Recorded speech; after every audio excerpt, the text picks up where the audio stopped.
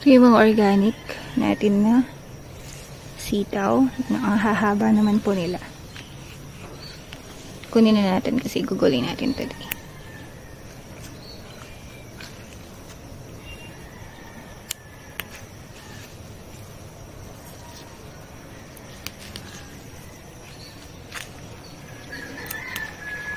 Yan na, may mga aphids pa.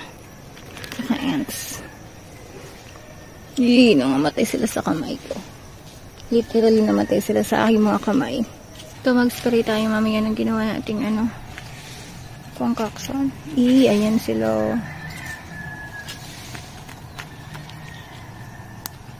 Walang choice.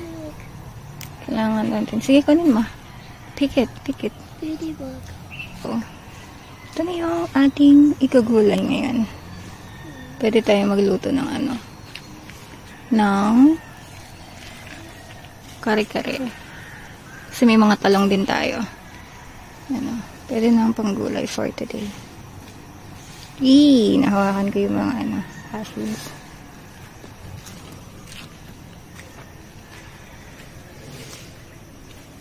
Hapon na tayo mag-spray ng ng ating ginawang natural pesticide. Okay, yan. Ito yung ating sitaw. Haba nila, no? Yan, sumula dito hanggang doon. Tapos kung mapapansin natin, parang mas iba yung color niya. Parang mas darker siya compared dun sa nabibili natin sa palengke. Tapos yung, parang wala siyang hangin. Ganun yung mga organic harvest natin dito. Mas colorful, tapos mas wala silang parang hangin sa loob. Siksik yung mga laman nila.